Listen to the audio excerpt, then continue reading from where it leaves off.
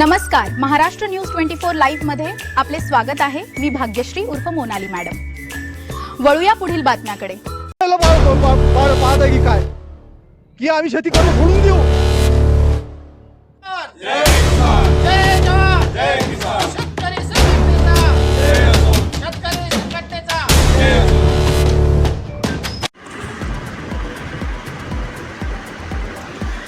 नामांकित कंपन्यांचे सोयाबीन बियाणे बोगस, प्रहार आक्रमक। नांदगाव खंडेश्वर येथील तहसीलदार मॅडम यांना दिले निवेदन। प्रतिनिधी चेतन चौधरी। नमस्कार, मी भाग्यश्री महाराष्ट्र न्यूज 24 लाईव्ह मध्ये आपले स्वागत करते। चालू खरीप हंगामात नामांकित कंपन्यांचे सोयाबीन बियाणे न उगवल्यामुळे शेतकरी दुहेरी संकटात सापडला आहे।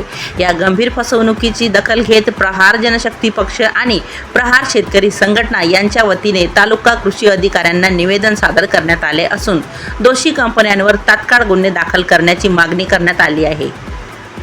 पेरणीवाया शेतकरी आर्थिक संकटात। तालुक्यातील बहुतांश शेतकऱ्यांनी यंदाच्या खरीप हंगामासाठी मोठ्या आशेने पेरणी पूर्ण केली होती। यासाठी शेतकऱ्यांनी बाजारातील नामांकित कंपन्यांचे उदाहरणार्थ बूस्टर, इन्व्हर्टर, 108 VNR, थ्रेशर आदी महागडे सोयाबीन बियाणे खरेदी केले होते। मात्र पेरणी उलटूनही अनेक शेतांमध्ये बियाणांची समाधानकारक उगवणच झाली नाही। यामुळे शेतकऱ्यांचे हजारो रुपयांचे बियाणे आणि पेरणीचा खर्च वाया गेला असून त्यांच्यावर दुबार पेरणीचे संकट ओढवले आहे। कृषी विभागाच्या ढिसाळ कारभारावर बोट। कृषी विभागाने बाजारात येणाऱ्या बियाण्यांच्या दर्जावर वेळीच नियंत्रण ठेवणे गरजेचे होते। मात्र प्रशासनाच्या दुर्लक्षामुळेच बाजारात निकृष्ट दर्जाचे बियाणे विकले गेले आणि शेतकऱ्यांची उघड फसवणूक झाली, असा थेट आरोप प्रहार संघटनेचे शहर अध्यक्ष मंगेश पांडुरंग देवडे व प्रहार अमरावती जिल्हाध्यक्ष छोटू भाऊ मुंदे यांनी केला आहे। प्रहारच्या प्रमुख मागण्या: नमुने जप्त करून तपासणी करा। बाजारातील संबंधित कंपन्यांच्या बियाणांचे नमुने तात्काळ जप्त करून ते प्रयोगशाळेत तपासणीसाठी पाठवण्यात यावे। दोषींवर फौजदारी कारवाई। बियाणे बोगस आढळल्यास संबंधित बियाणे कंपन्या आणि विक्रेत्यांवर कायदेशीर कारवाई करून गुन्हे दाखल करावे। तातडीने पंचनामे व भरपाई। कृषी विभागाने तातडीने बाधित शेतांचे पंचनामे करावे आणि नुकसानग्रस्त शेतकऱ्यांना आर्थिक नुकसान भरपाई मिळवून द्यावी। भविष्यातील विक्रीवर नियंत्रण। बाजारात यापुढे कोणतेही बोगस बियाणे विकले जाणार नाही यासाठी कडक तपासणी मोहीम राबवावी।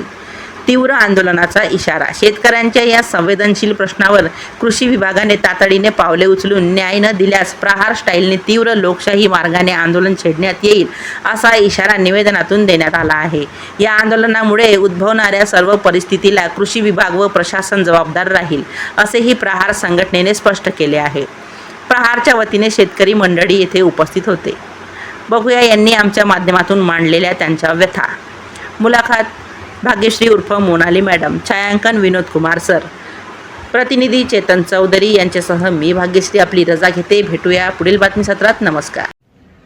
महाराष्ट्र न्यूज 24 लाईव्ह मध्ये मी भाग्यश्री आपल्या सर्वांचे स्वागत करते। आणि आज नांदगाव खंडेश्वर तहसील या ठिकाणी आपण आलेलो आहे। तर त्या ठिकाणी येण्याचे कारण असे की माझ्या मागे काही शेतकरी दिसत आहेत तुम्हाला। तर भारत हा कृषी प्रधान देश आहे आणि येथे कृषी तसेच त्याला चालवणारा शेतकरी म्हणजेच आपला वाली। तर या शेतकऱ्याची आज रोजी काय अवस्था होत आहे, त्याने पेरलेले बियाणे उगवतच नाही आणि पाऊस सुद्धा दगाबाजी करत आहे, त्यामुळे शेतकऱ्यांचे अतोनात नुकसान होत आहे। आणि तसेच तर यावर काय उपाय निघावा? काय शेतकऱ्याने फक्त आत्महत्याच करावी, त्याने काय नंतर पेरणी करूच नये, शेती उगवूच नये? जर असं झालं तर आपल्या देशातल्या जनतेचं काय होणार? तरी सुद्धा आपण शेतकऱ्यांना अनुसरून आपण या शेतकऱ्यांशी जाणून घेऊया की आज तहसील कार्यालय येथे ते कशासाठी आलेले आहेत। नमस्कार, तुमचा सर्वप्रथम परिचय द्या आणि या ठिकाणी आपण आज कशासाठी आले होते? कारण की मुद्दा होता तो शेतीवरच अवलंबून होता, पण तरी सुद्धा कारण काय नेमके? मी छोटू भाऊ मुंदे, प्रहार शेतकरी संघटना जिल्हाध्यक्ष। आज आम्ही आलेलो आहे की शेतकऱ्यांनी जे बियाणं घेतलं ते बोगस निघालं, पेरणी केली, बियाणं निघालं नाही आणि दुबार पेरणी केली। आज शेतकरी एवढा संकटात सापडलेला आहे की शेतकऱ्यांना जगाव की मराव, कारण शेतकरी हा हवालदिल झालेला आहे। आम्ही आज या तहसीलमध्ये निवेदन द्यायला आलो आहे, कारण की या निवेदनद्वारा या तहसीलदार साहेबांनी आणि कृषी अधिकाऱ्यांनी तत्काळ पंचनामे करून आणि शासनाला आमचा संदेश पाठवून तात्काळ शेतकऱ्याला मदत करावी, एवढी आमची विनंती आहे। अच्छा, म्हणजे तुम्ही पेरलेलं बियाणं हे बोगस निघालं आणि तुम्ही दुबार पेरणी करून सुद्धा तुम्हाला काहीच यश मिळालं नाही असं तुमचं म्हणणं आहे का? त्यासाठी तुम्ही इथे निवेदन सादर केलं, पण तरी सुद्धा तुम्हाला काय वाटतं, तुम्ही शासनाला काय म्हणजे असा संदेश द्याल? शासनाला हात जोडून विनंती करतो की तात्काळ शेतकऱ्याला मदत करावी. कारण की आजचा नांदगाव तालुकाच नाही आहे, संपूर्ण महाराष्ट्रात या बियाणे कंपनी बोगस बियाणे दिलाय. आमचं एवढंच म्हणणं आहे, ज्या वेळेस आपण दुकानातून दूध नेतो हे पण आपण चेक करतो, पण आज ज्या कंपन्याने बियाणं घेतलं, शेतकऱ्यापासून बियाणं घेतलं, पण ते चेक होते ना. माझी तर एवढी खात्री आहे की जेवढे बियाणे कोणची कंपनीचं बियाणेची जे कर्मचारी आहे यांनी बियाणे म्हणजे यांनी चेकच केलं नाही, तर तशाच बॅगा भरून टाकल्या यांनी बस. आणि शेतकऱ्याच्या मस्तकी मारून शेतकरी मातीत गेला.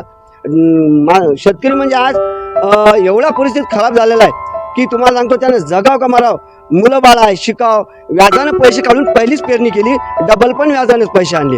म्हणून माझी एवढीच विनंती आहे शासनाला की तत्काळ मदत करा. जर मदत केली नाही आम्ही तीव्र आंदोलन करू, तीव्र आंदोलन. आणि काय सांगाल तुम्ही याबद्दल? प्रहार शहर अध्यक्ष नांदगाव खंडेश्वर.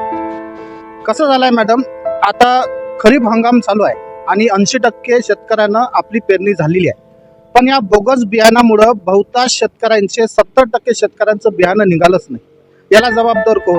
तर याला जबाबदार सर्वस्व कृषी अधिकारी किंवा कृषी विभाग आहे. कारण त्याचे नमुने घेणे, त्याच्या चाचण्या करणे हे काम कोणाचं असतं? हे कृषी अधिकाऱ्याचं. आज शेतकऱ्यावर या कृषी विभागामुळं मरणाची पाळी आली, जीव देण्याची पाळी आली. शेतकऱ्यांनी काही फक्त फाशीच घ्यावं का? तर माझं कृषी अधिकार आणि कृषी विभागाला विनंती आहे, त्यांनी लवकरात लवकर त्या कृषी जे दुकान आहेत त्याच्या चाचण्या घ्याव्यात, त्याला चेक करावं. कृषी अधिकाऱ्यांनी, कृषी विभागाने आतापर्यंत एक तरी कारवाई केली का मला सांगा बरं? या जे कृषी केंद्राचे दुकान आहे याच्यावर एक पण कारवाई केली नाही. यामुळं आज आम्ही भरपूर परेशान झालेलो आहे.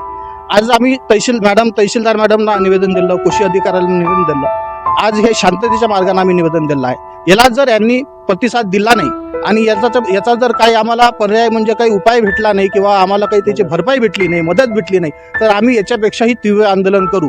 ते आंदोलन कुठल्याही लेवलवर जाऊ शकतं. मी नगरसेवक वैभव काशीनाथ कोंडवते, नगरपंचायत, प्रहार जनशक्ती पक्ष, नांदगाव खंडेश्वर. माझं सरकारला एक आव्हान आहे, विनंती आहे की जे शेतकऱ्यांनी जे बियाणं पेरलं ते अजून 2-3 दिवस झाले तरी ते उगवलेलं नाही आहे. जे शेतकऱ्यांवर जे दुबार पेरणीचं जे संकट आलेलं आहे ते योग्य त्या अधिकाऱ्यावरून कारवाई व्हावी असं माझं सरकारला आव्हान आहे, विनंती. अमित विश्वनाथराव भोयर, राहणार शेलू नटवा.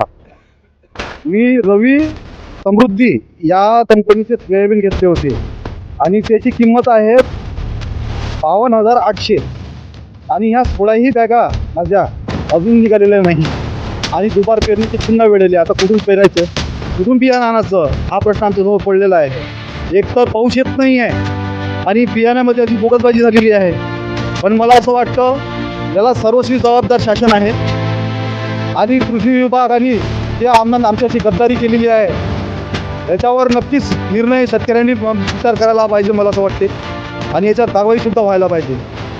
म्हणजे तो एक प्रकारचा शेतकऱ्याच्या जीवनाचा खेळ मांडला की काय असं आज आम्हाला वाटून राहिलं. म्हणजे शेतकऱ्याला वाली नाही का कोणी कसंही आम्हाला फसवावं. आज डोळ्यातून अश्रू वाहत आहे माझे. कुठून आणू पैसे हे मी, कुठून पेरणी करायची आम्ही बियाण्याची? आज बरोबर मला असं वाटते की हे सरकार शेतकऱ्याला फाशी द्यायला पाहत आहे की काय, की आम्ही शेती करणं सोडून देऊ? बस मी एवढंच बोलतो मॅडम.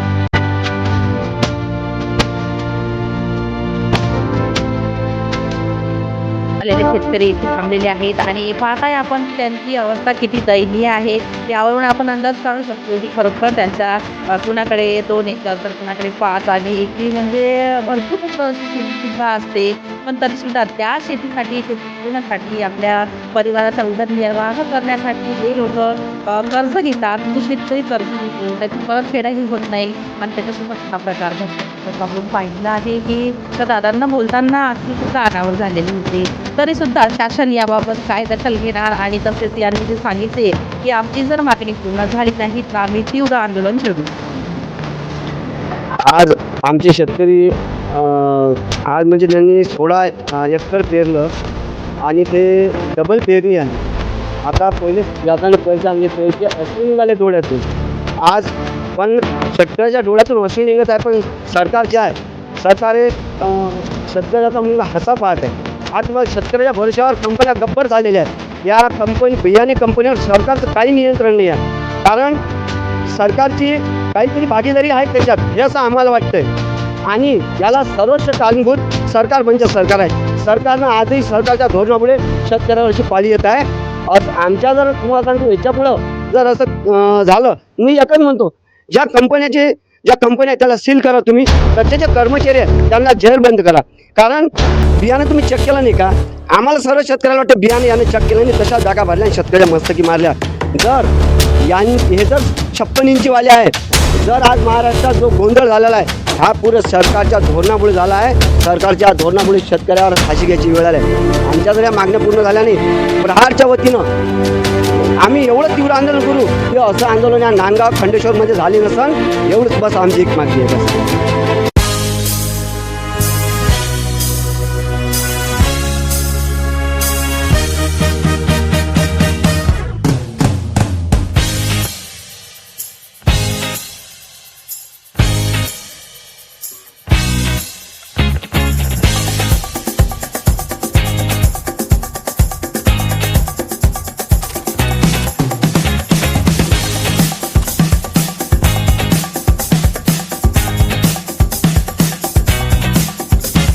आमच्या चॅनलला सबस्क्राईब करा. अशाच नवनवीन बातम्याकरिता बेल आयकन दाबा आणि बातमी आवडल्यास शेअर जरूर करा. मी मोनाली मॅडम घेते रजा. भेटूया पुढील बातमी सत्रात. नमस्कार.